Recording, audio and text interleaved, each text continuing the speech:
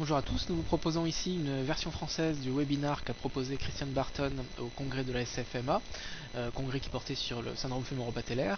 Et donc cette présentation concerne le réentraînement ou les modifications techniques qu'on peut apporter à la course à pied dans le cadre d'un syndrome fémoro-patellaire. Donc, qu'est-ce que le réentraînement à la course à pied? Eh bien, d'abord, c'est identifier toute anomalie théorique qui pourrait contribuer à une surcharge tissulaire. Alors, ces mécanismes n'ont pas besoin d'être forcément anormaux pour être potentiellement modifiés.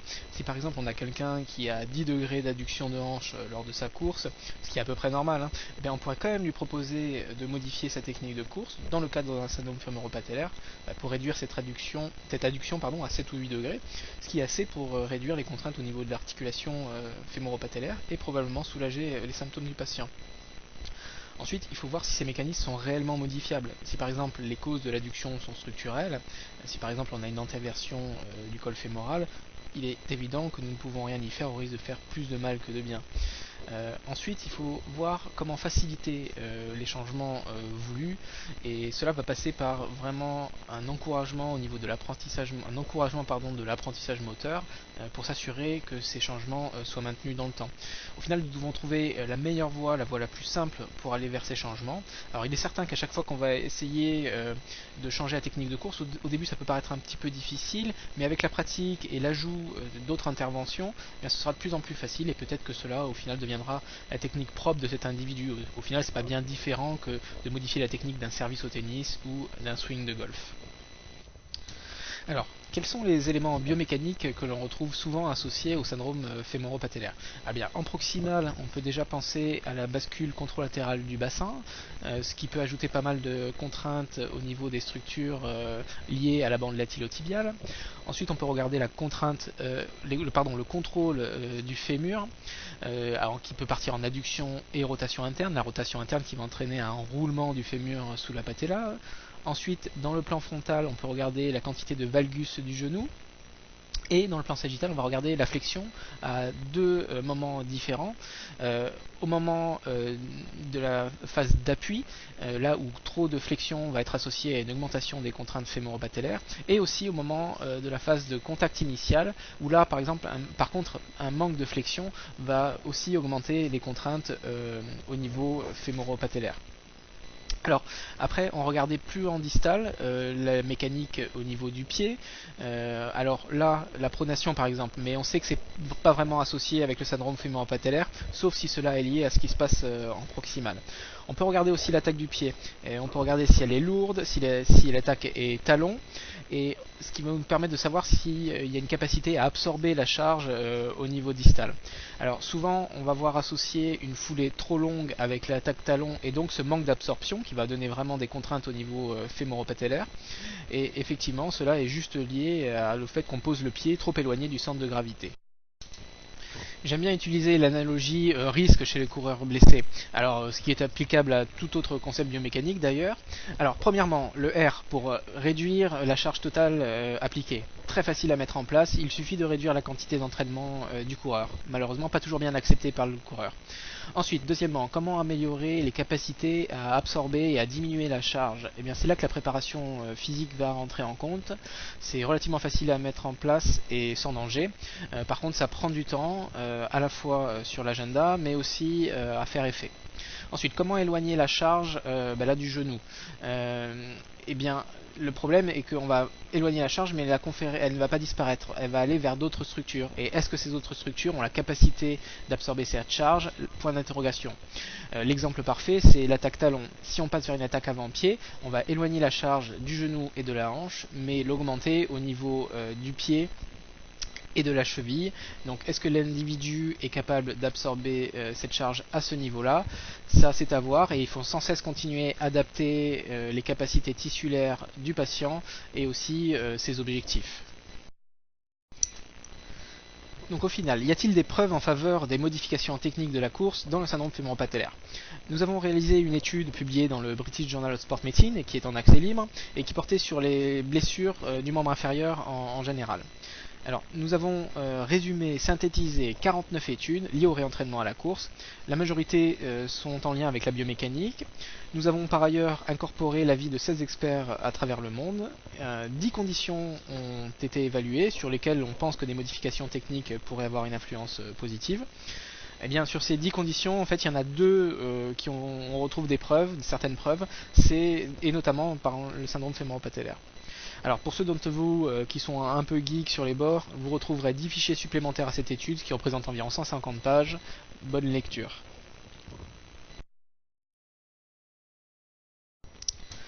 Donc maintenant, parlons de ces preuves. Eh bien, elles sont relativement limitées, puisque issues de séries de cas, comme ces deux études de Noren et Willy. Alors, quelles sont les preuves que l'on peut réduire l'adduction de hanche pour essayer de réduire le valgus du genou, et ce qui aiderait à réduire la douleur et améliorer la biomécanique de course? Alors, dans ces études, en fait, ils ont utilisé des biofeedbacks visuels et verbaux, avec des consignes, comme ouvrir les genoux, contracter les fesses, et visuels, en utilisant des graphiques faits à partir d'analyse du mouvement en 3D, qui étaient ciblés sur l'adduction de hanche. Et pour le valgus genou, ils ont aussi utilisé un miroir sur lequel les patients pouvaient se visualiser pendant leur course. Alors, au bout de 2 semaines, ils étaient capables de réduire significativement les douleurs, qui étaient maintenues à 3 mois, et ils étaient aussi capables de changer la mécanique de course, en tout cas celle qu'on pense liée au syndrome fémoro-patellaire, ce qui inclut l'adduction de hanche, la bascule contralatérale du bassin, et là aussi maintenue à 3 mois. Les patients ont eu au total 8 sessions sur 2 semaines, puis une visite à 3 mois pour voir si les résultats étaient maintenus. Sur la réduction de la douleur, les participants étaient en moyenne à 5 sur 10 en pré-intervention et ont fini à moins de 1 sur 10 en post-intervention. Il faut noter que les patients étaient tous des femmes avec plus de 20 degrés d'adduction de hanche au départ. Ceci n'est donc peut-être pas applicable à tout le monde. Et dans mon expérience, il faut faire attention avec les consignes verbales comme garder les genoux ouverts, car cela peut induire au final une surcorrection et créer des contraintes là où on n'en veut pas, avec trop de varus par exemple. Alors, nous avons d'autres options que cela pour modifier la technique de course, et depuis la publication de notre papier, une autre étude contrôlée randomisée est parue, évaluant les effets de la modification biomécanique chez les coureurs souffrant de syndrome fémoro-patellaire. Alors, ce qu'ils ont fait, c'est qu'ils ont pris un groupe de 8 coureurs auxquels ils ont fait réaliser une transition d'une attaque talon vers une attaque avant-pied, et ils ont randomisé les autres 8 coureurs dans un groupe contrôle qui eux ne modifiaient pas leur technique habituelle. Ils ont là aussi eu 8 sessions sur 2 semaines, dans le but de cette transition. Alors, plutôt d'ailleurs que changement de foulée, comme le suggère le titre de l'étude, on parle plutôt d'un changement vers une attaque avant-pied, puisque c'est un des seuls, toutes les composantes possibles, c'est le seul qui a été modifié. Alors, ce qu'ils ont trouvé, c'est qu'on a une augmentation de la flexion du genou au contact initial, ce qui peut être bénéfique, car il y a une réduction de l'overstride, mais aussi il y a une meilleure position de l'articulation fémoro-patellaire à l'impact. Comme vous pouvez l'imaginer, nous avons aussi une modification de l'angle de la cheville, avec une position qui est passée d'une dorsiflexion à une position de flexion plantaire. Dans le même temps, cela a augmenté la charge sur la cheville, donc déplacer la charge plus en distal. Est-ce qu'il y a eu des effets indésirables? Si on regarde le côté positif des choses, c'est qu'au niveau de la douleur, ils sont passés d'une moyenne de 4 sur 10 au départ à moins de 1 sur 10 au départ. Donc on n'a pas retrouvé d'effets significativement indésirables dans aucun des deux groupes, mais par contre les groupes du groupe expérimental ont reporté des douleurs au mollet, ce qui peut être compréhensible dans une transition vers l'attaque avant-pied, et en plus on sait par la recherche qu'au niveau de l'EMG, on retrouve des niveaux plus élevés au niveau des gastrocnémiens lors d'une attaque avant-pied. Ceci dit, cet inconfort avait disparu après la 6e séance et pour tous les sujets du groupe. Alors par contre, ce que je trouve particulièrement intéressant, c'est que dans le groupe expérimental, 2 sujets ont rapporté des douleurs à la cheville à 1 mois de suivi.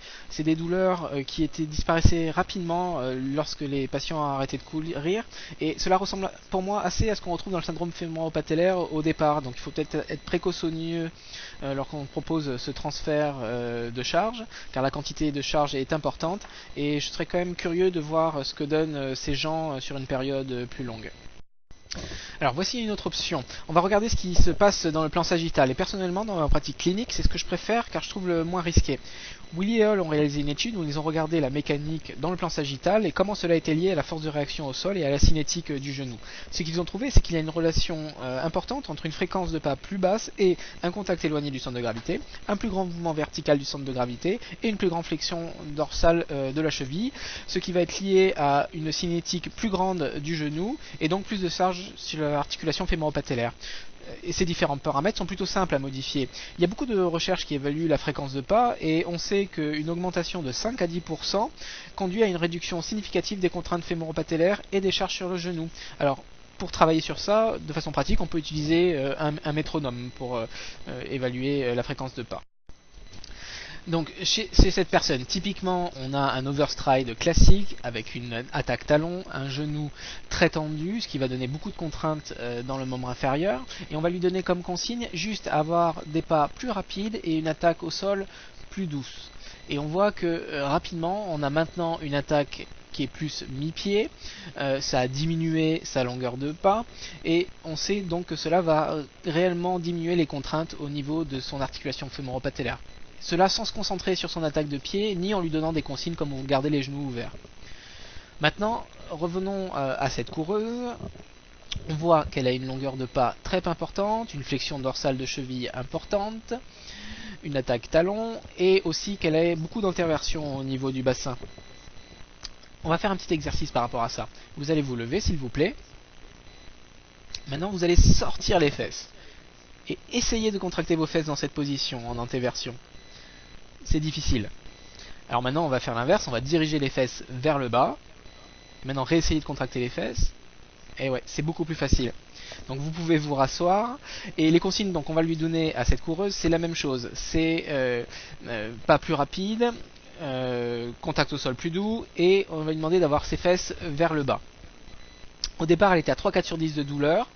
Et là, juste en changeant ces paramètres, dans la même session, elle passe à 0 de douleur, et donc elle peut vraiment réduire significativement sa quantité de douleur en modifiant légèrement sa technique dans le plan sagittal. Alors, ensuite, on va pouvoir jeter un coup d'œil à ce qui se passe dans le plan frontal.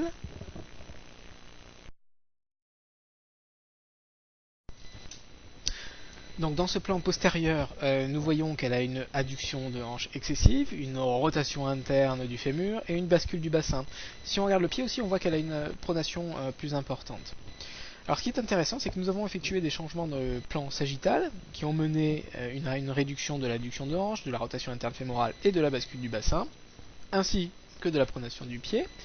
Eh bien, on se rend compte que tous ces changements ont un impact significatif sur ce qui se passe dans le plan frontal, dans les plans frontal et transverse, et on sait que cela joue sur sa douleur. Alors évidemment, la précaution à prendre, c'est toujours pareil, de savoir si elle a la capacité au niveau des fessiers et au niveau de la charge qui va être appliquée au niveau du pied et de la cheville, si elle a la capacité à supporter tout cela. Donc, au final, que retenir? Alors, premièrement, on va vouloir gérer le risque, c'est-à-dire au départ réduire la surcharge, alors potentiellement en réduisant la longueur de pas, en augmentant la fréquence de pas, en tout cas ce type d'interventions qui sont très favorables. Ensuite améliorer la capacité du coureur à tolérer la recharge, alors avec des exercices de renforcement musculaire ou neuromusculaire, si on pense par exemple à la capacité d'activer les fessiers. On voit en bas à gauche sur l'image la vidéo d'un individu avant les modifications techniques et après les modifications techniques, sachant qu'après il n'avait plus de douleur. Ce qui est intéressant, c'est que cette personne avait eu 3 ou 4 physios différents. Elle avait eu beaucoup d'exercices de renforcement musculaire mais jamais d'évaluation de sa technique. Et évidemment à chaque fois qu'elle reprenait, elle avait toujours mal. Ensuite, il est important de savoir si l'on peut déplacer la charge et est-ce approprié de le faire. Si par exemple je veux passer à une attaque avant-pied, est-ce que l'individu va être en capacité de tolérer ce déplacement de la charge? Il faut savoir que les modifications techniques de la course peuvent réduire, on l'a vu, efficacement les douleurs. Ensuite, il y a plusieurs options dans le choix des techniques à adopter. On en a vu que très peu là dans cette présentation. Et je vous encourage par contre vraiment à jouer sur la fréquence de pas au départ. C'est vraiment facile à mettre en place et on voit que ça a une efficacité assez importante. Les autres modifications comme l'attaque de pied par exemple, qui vont déplacer la charge ailleurs, doivent être prises avec beaucoup plus de précautions. Nous devons penser aussi aux implications sur toute la chaîne cinétique. Encore une fois, on doit déplacer éventuellement la charge et est-ce que les capacités, que ce soit au niveau des fessiers, au niveau du pied, au niveau des mollets, sont suffisantes pour cet individu pour tolérer les modifications qu'on veut lui appliquer. Ensuite, les modifications techniques ne sont pas une panacée. Il n'y a pas encore de fortes preuves d'efficacité. Nous avons des choses qui ont de plus fortes preuves d'efficacité sur lesquelles on peut s'appuyer. Mais en tout cas, c'est quelque chose qu'il faut vraiment utiliser chez le coureur. On voit qu'on peut avoir potentiellement des effets très positifs. Voilà, je vous remercie vraiment pour votre attention. J'espère que vous pourrez retenir quelques petites choses et que vous pourrez les incorporer dans votre pratique de tout cela. Si vous voulez plus de détails, vous pouvez revoir la publication du British Journal of Sport Medicine qui est en open access. Il y a aussi le blog du Sport Exercise Medicine Research. Donc sur le blog vous trouverez pas mal de recherches qui sont mises en avant et certaines sur les modifications de la course, et donc il y aura peut-être quelque chose à tirer pour vous de tout cela. Nous avons aussi un groupe Facebook du Sport and Exercise Medicine Research, donc ça peut être intéressant pour discuter, pas forcément avec moi mais à toutes les personnes du groupe, c'est une façon assez sympa de le faire. Et donc on vous remercie vraiment et à bientôt.